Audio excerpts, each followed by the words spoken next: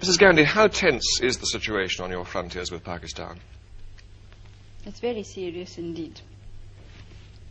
The two armies are confronting each other. And of course, shelling has been going on for quite some time, even before I left. Do you really think it's possible that Pakistan would attack India with their present internal situations? Well, when there is the sort of chaos which they obviously have, they may take desperate action and feel that an external enemy might unite some of the people there. What about you? Is there a situation in which you might attack Pakistan? Well, I hope not. India has always tried to be on the side of peace and negotiations and so on. But of course we can't endanger our security in any way. Do you frankly expect to see war with Pakistan soon? It does look to many people as if it's inevitable. I don't think one can really give an answer to a question of this kind. Because as I said, we are trying everything possible to prevent it.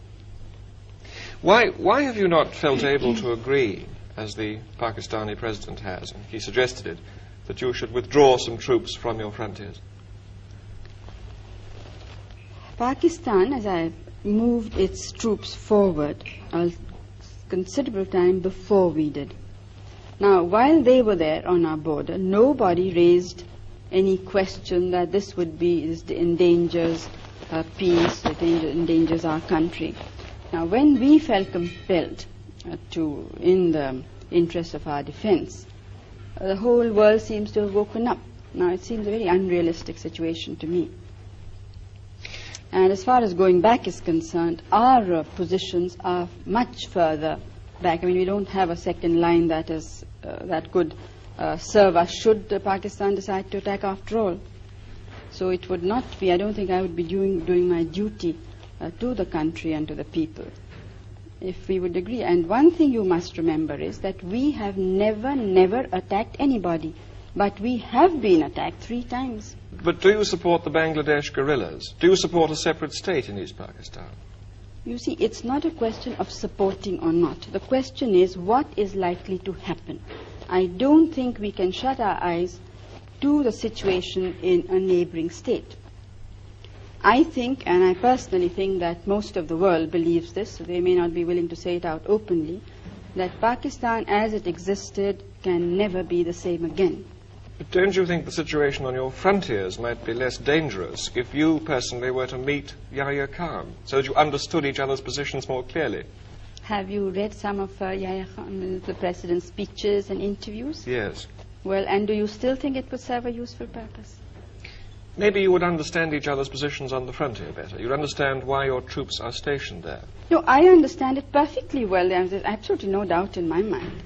Our troops are stationed there because we were threatened by the military regime of Pakistan. In no uncertain words, there has been a situation of indirect aggression.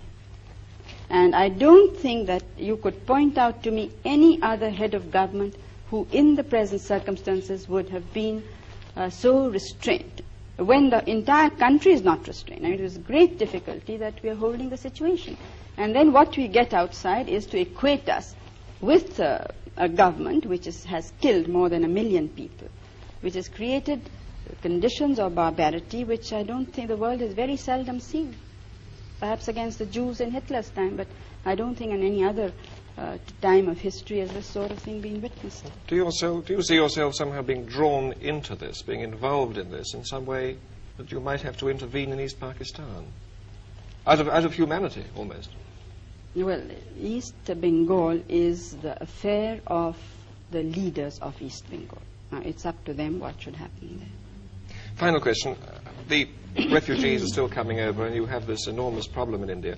How much longer can you sustain this? Oh, we can't sustain it now longer. It's now for some months it really has been something that's, water going higher and higher. What are you going to do about it? Something will have to be done. Well, one thing I must say, that I'm absolutely determined that all the refugees of all religions must go back. We are not going to absorb them in our population. Would you have necessarily put them back by force? Well, I'm not jumping bridges before I come to them, but I'm only sure of this, that they have to go back.